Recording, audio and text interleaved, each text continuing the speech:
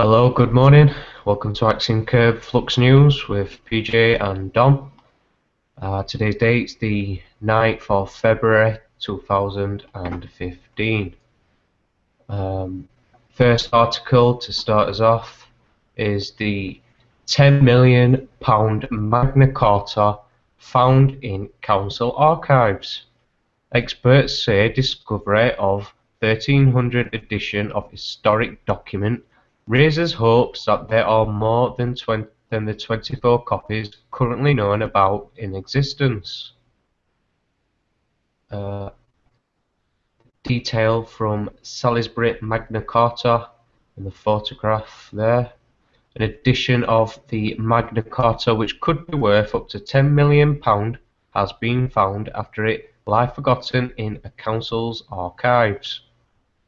The discovery of the version of the historical parchment which established the principle of the rule of law in the files of the History Department of Kent County Council has been described as important historical find by an expert.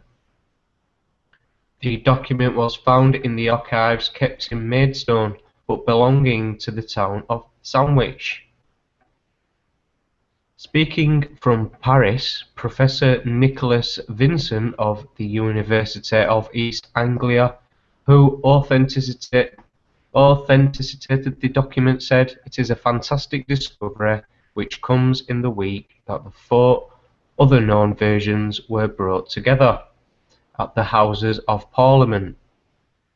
It is a fantastic piece of news, which puts it in a small category of towns and institutions that own a 1300 issue," which is the town of Sandwich there.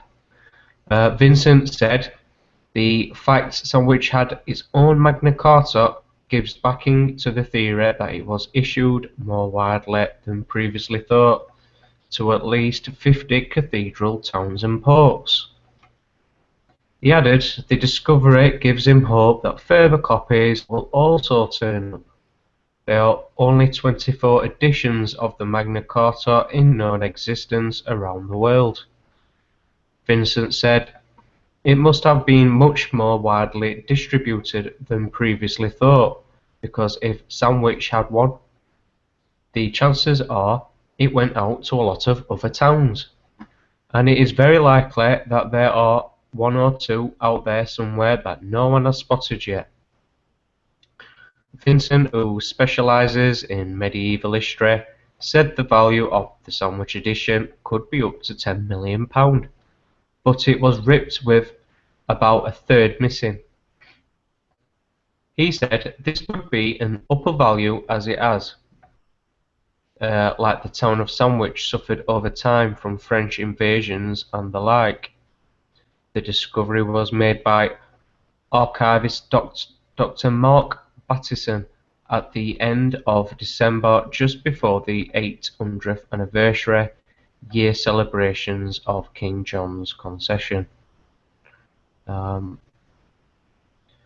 It was found next to the charter in a Victorian scrapbook, and its high value comes from the fact it also comprises the Forest Charter. There is only one other such pair in the world, owned by Oriel College in Oxford. Plenty of information on this. You can find this article in The Guardian and many others in today's and yesterday's news. So apparently they're now going around the other councils doing deeper searches for any more possible issues of the Magna Carta that was originally signed in Runnymede by King John. Next article. HMRC to end £100 fines for late self-assessment tax returns under radical new government plans. Taxpayers who submit their self-assessment tax return forms late may no longer be hit with an automatic £100 fine, Under new proposals to scrap the penalty, it has emerged. The HM Revenue and Customs said it wants to change the way that penalties are applied, after admitting the current system doesn't strongly differentiate between deliberate non-compliers and those who make an accidental error. The HMRC has now put the matter out for public consultation and has outlined new proposals which could see people who owe tax charged higher interest rates instead of being hit with an automatic fine. So, under current rules, any taxpayer who file their returns late are subject to an automatic fine of up to £100. It means some people are fined for failing to return their documents even if they do not owe any further tax. An HMRC spokesman explained, prior to February 2012, this penalty was cancelled if no tax was owed, but from February 2012, the penalty applied irrespective of whether there was an outstanding amount. Following this change, the proportion of on-time filing improved significantly, but it means some customers receive a penalty where there is no tax at risk. Changing the rules so that taxpayers are not automatically fined could be a fairer system, the consultation document suggested.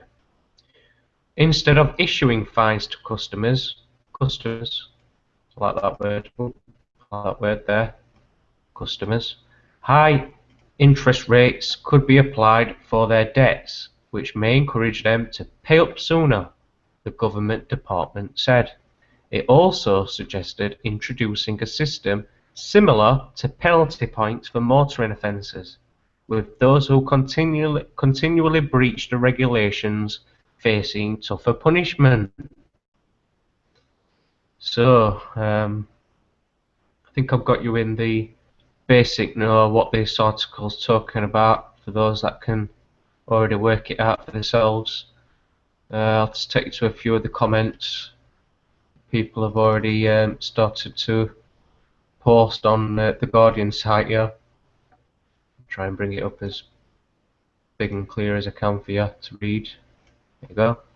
So my first comment on here, considering that there is almost 10 months between the end of the tax year and the deadline for self-assessment, there really is no excuse to be late submitting your return and paying your tax bill. Sarah Lou from Devon. Today we registered for VAT so that we could register for VAT MOS because of the new EU VAT law at the same time as described on the HMRC site. This was impossible as we can only register for the one-stop shop. We have a VAT number which will arrive by post in 7 days. Madness. No, it's not. It's obvious if it has been submitted rather than just saved. Plenty more on here. Another Labour tax bites the dust. Wife was fined £100 for filing her SA self-assessment form a month late. Luckily, she sent it recorded delivery using post office track and trace showed that her form had been received and signed for by the tax office 3 days before the deadline. It's just another tax, people are saying. Just another way to get money from the people. So I'm going to go on to my video that I'm going to play for you. Remember guys, tax doesn't have to be taxing.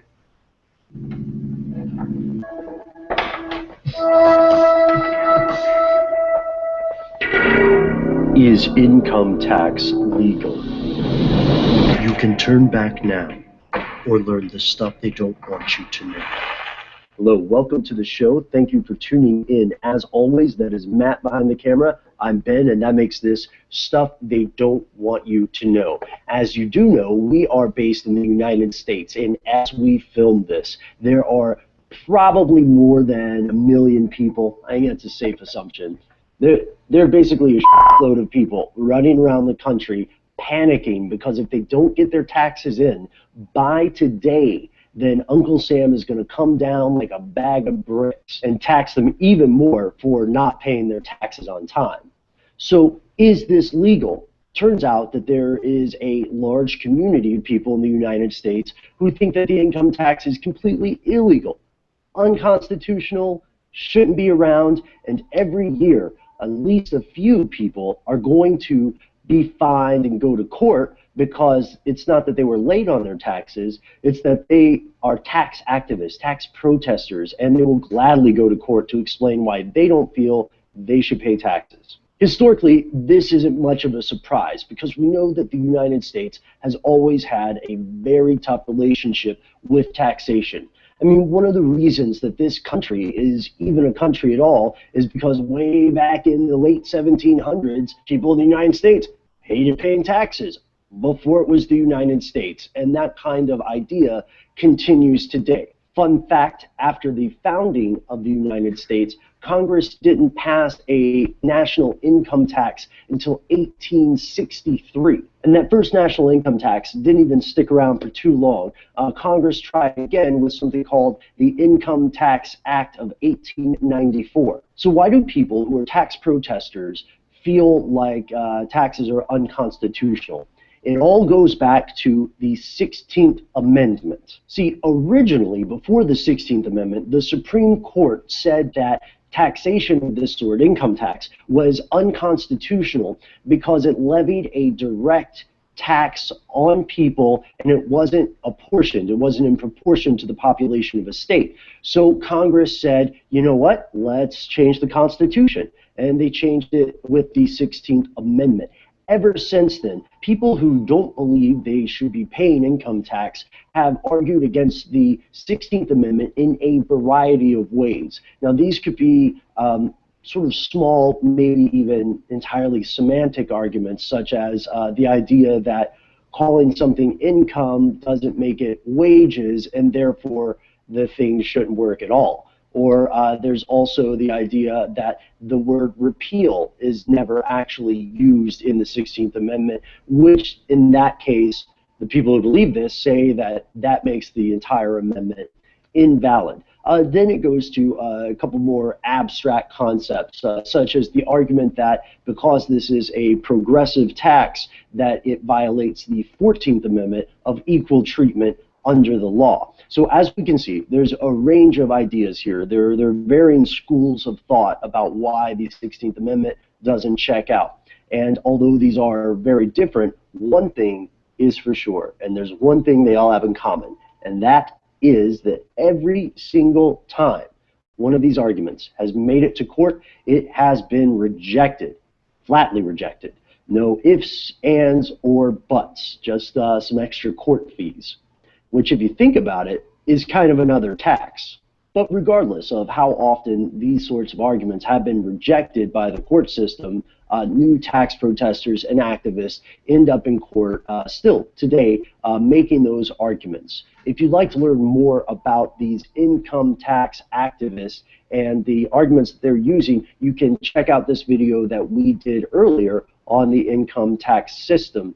We would like to know what you think about this, what you think about the 16th Amendment. We started out tracing some of the basic arguments as we talked in that video, and in our upcoming video for this week, we're going to talk about corporate taxation. How much are corporations supposed to pay the government? How much do they actually pay? Answer might surprise you. Well, there you go. Moving on to my next article. Remember, tax doesn't have to be taxing unless you go to court. HSBC Files show how Swiss bank help clients dodge taxes and hide millions. Data in massive catch on leaked secret bank account files lift lid on questionable practices at subsidiary of one of the world's biggest financial institutions. HSBC, Swiss banking arm, helped wealthy customers dodge taxes and conceal millions of dollars of assets. doling out bundles of untraceable cash and advising clients on how to circumvent domestic tax authorities, according to a huge cache of leaked secret bank account files. The files, obtained through international collaboration of news outlets including The Guardian, the French Daily Le Monde, BBC Panorama, and the Washington-based International Consortium of Investigative Journalists, reveal that HSBC's Swiss private bank routinely allowed clients to withdraw bricks of cash, often in foreign currencies, of little use in Switzerland. Aggressively marketed schemes likely to enable wealthy clients to avoid European taxes. Colluded with some clients to conceal undeclared BAC accounts from their domestic tax authorities. Provided accounts to international criminals, corrupt businessmen, and other high-risk individuals.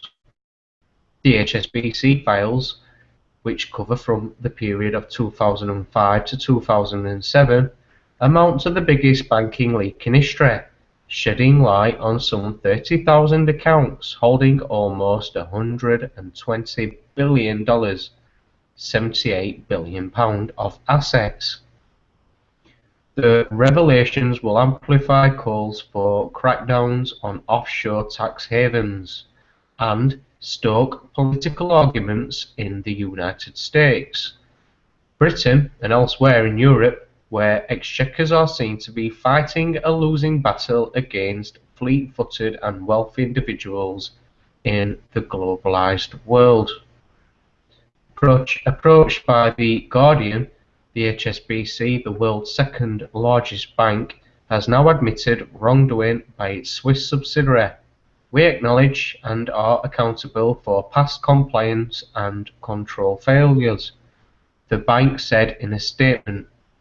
The Swiss arm, the statement said, had not been fully integrated into HSBC after its purchase in 1999, allowing significantly lower standards of compliance and due diligence to persist. That response raises serious questions about oversight of the Swiss operation by the then senior executives of its parent company, HSBC Group, headquartered in London, the city of corruption. It has now acknowledged that it was not until 2011 that action was taken to bring the Swiss bank into line. HSBC was run in a more federated way than it is today, and decisions were frequently taken at a country level, the bank said. So this is an article for those that are interested. Really, ideally, you need to be looking into it in your own time a little bit further. I'm just bringing it to your attention here. So it's the HSBC files show how Swiss bank helped clients dodge taxes and hide millions. The next article is the Cliff Richard extends his tour as he is confident police will drop child sex abuse investigation.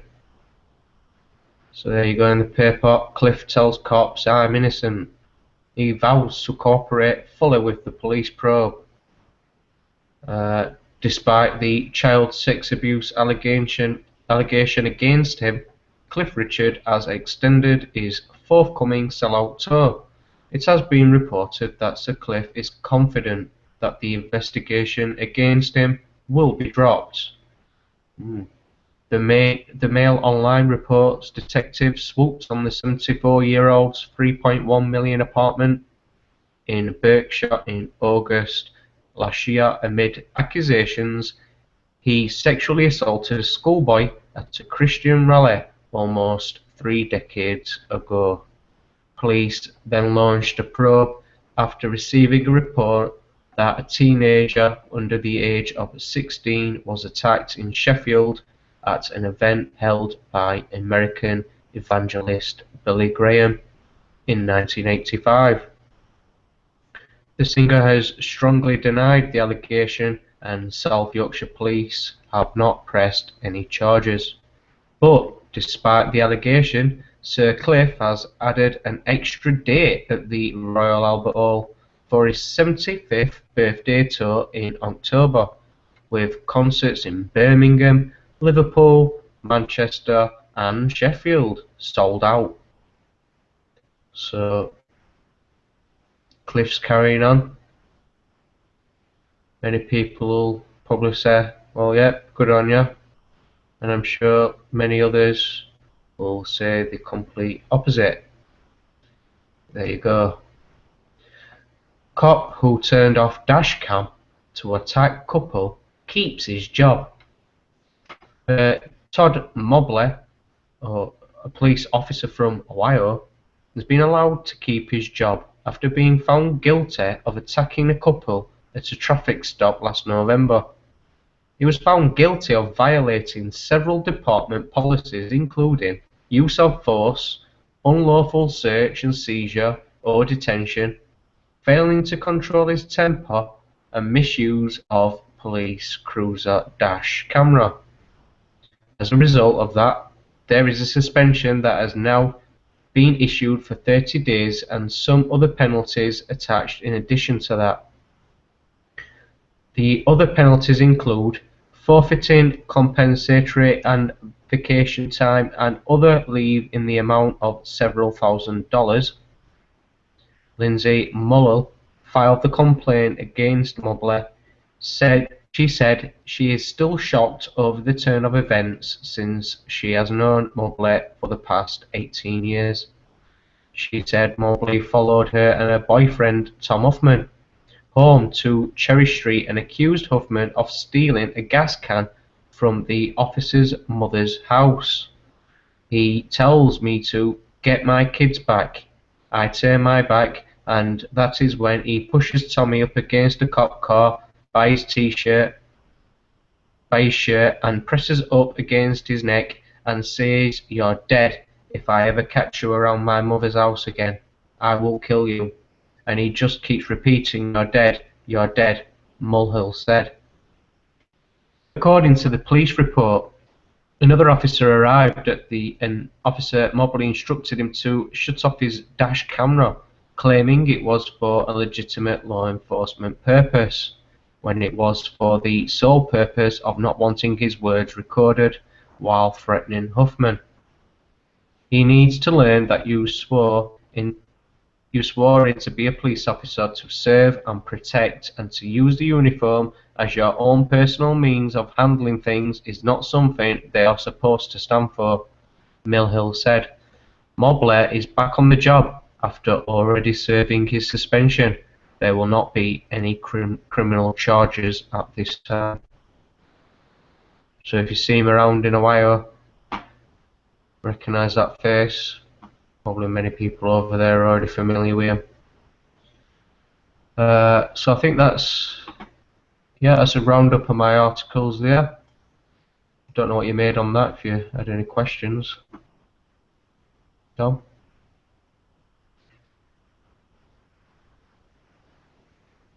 Any questions, Dan, before I hand it over? Yeah, you're there. Sorry, I've had problems. We're having problems with the mute button. Yeah, the cop who turned on dashcam to attack couple keeps job. Has he kept his job then? Yeah, he's got his job. Yeah, his suspension finished. Oh, right. So he's turned off the dashcam and he's attacked him so he could see off the camera. Yeah. I thought you went on to turn off dashcam at all times, were you? You're supposed to leave it on at all times. Well, that's what it says. You know, it's misuse of police cruiser dash camera. Found guilty, but says there will not be any criminal charges at this time. It's all time in America though. A lot of they always say cops always get away with it. Mm. Yeah, I mean, trusting police officers in America is at all time low. It's like to get a police job is like people don't take police jobs when they've done every other job. Think I'll be a police officer. Or they take it because it's bottom of the barrel job over there. Yeah, and it's, in some places it's an early retirement as well. 50-year-old, I think it is, so they take it based on that. Okay, well, that's my articles, Adam, so over to you when you're ready. Yeah, my first one's Islamic State crisis. Jordan airstrike destroys IS hideouts. Ah. This is a picture of Georgian aircraft flying over Pilot's village. So far, Ahmadiyya after news of his death shot Jordan. Jordan says it had carried out 56 airstrikes in 3 days on Islamic State logistics sites and hideouts. We achieved what we aimed at, the Air Force Chief General Mansour Jabbar said.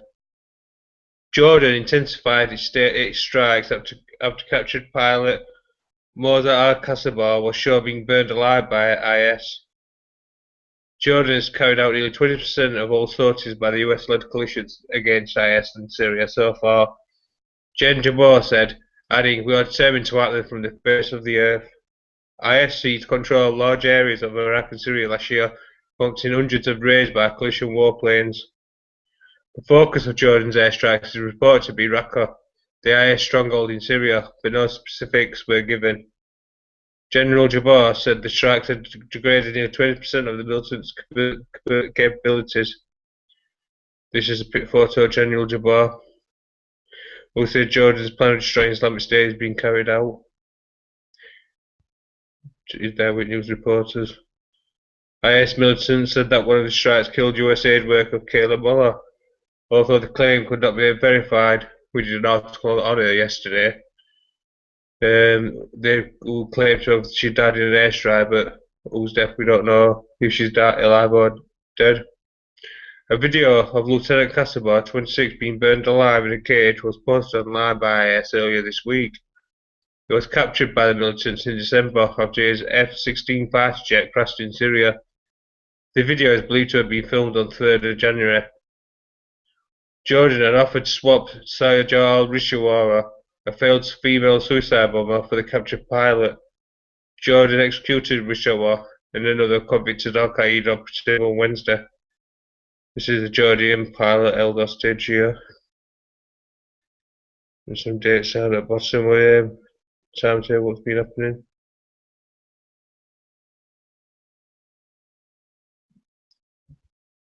Moving on to the similar article.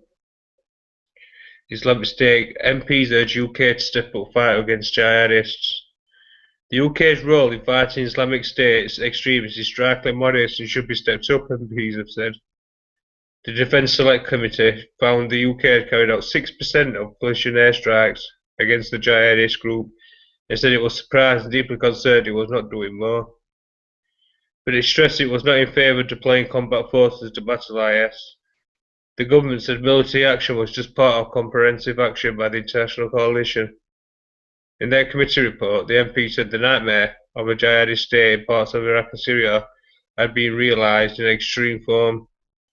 The MP suggests the UK could step up its contribution to the air campaign and perhaps use more special forces. They also want more effort from the UK to develop its own analysis and strategy rather than just sign up to the American campaign.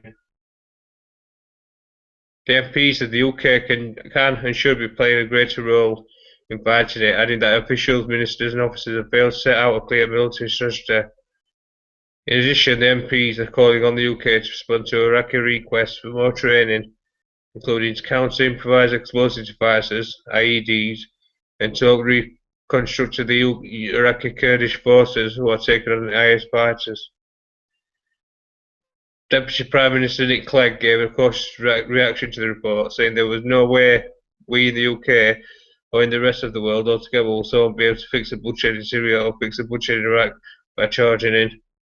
Speaking on his weekly LBC phone-in, Mr Clegg said that in Iraq a reconciliation of the deep-seated tensions between Sunni and Shia communities were required.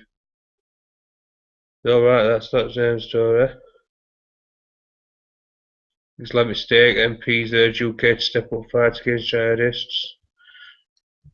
I've been thinking, what have you been for? I've been thinking the other day about our role. We've not really been doing much, have we? And like it's carried out here, 6%. We've only done 6%. Well, we help out on propaganda, don't we? That's our role. Moving on from Islamic State. Rochdale rape, boy 16 charged with street attack. This is the woman being reported attacked at the junction of Argyle Street and Burnham Grove. This is the area. Looks nice, actually. A 16-year-old boy has been charged with rape of a woman who was attacked in the street of Rochdale. The victim, aged 46, was approached on Manchester Road in Heywood at about 1:30 on Wednesday. She was pushed to the ground and attacked. The boy, who cannot be named for legal reasons, has also been charged with attempted rape. He is due to be before Barrett and Rochdale Magistrates Court on Monday morning. Officers said any witnesses who may have seen anyone near the junction of Burnham Grove and Argyle Street should get in touch. So if you were there that day and you saw something, get in touch with the police.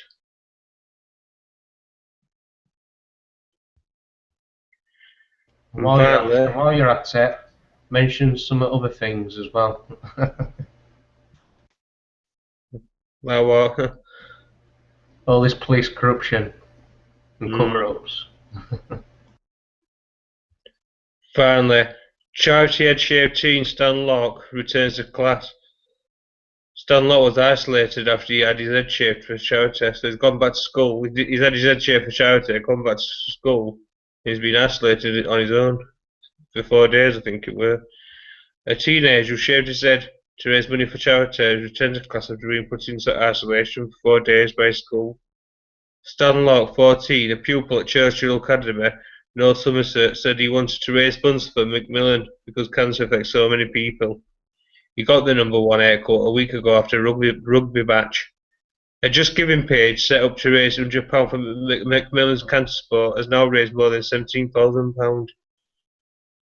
This is him having his haircut here, Stan. #1 haircut.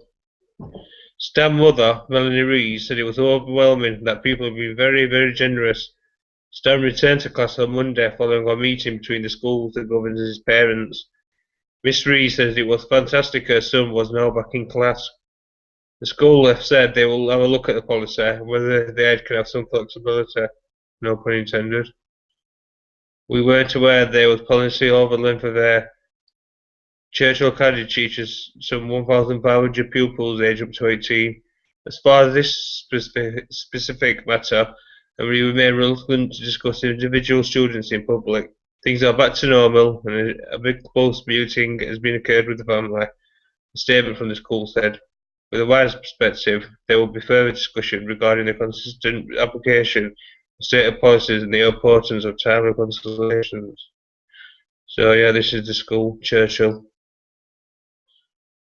Academy in 6th form. So yeah, he's back at school now. Yeah, that's it for me, Paul. If you've got any comments on this one. Oh, that's pathetic, really. It's not sending a good message out, really, is it? Isolating him. Oh. 4 days by his school, isolated, for having his head shaved to raise money. Not that raising money for charities is the answer. When I was at school, you could do anything. You could go to school like you wanted, have what haircut you wanted. You see, though, a lot of these schools now, they're privatised or academies now, aren't they? So things aren't like they used to be. Yeah, good articles, and done. No worries, it's a nice set there. A lot from BBC, but I think we'll cope for a day. Yeah, it's a lot for BBC today, unfortunately. Alright guys, thanks for tuning in to view the Flux news. We will be back tomorrow.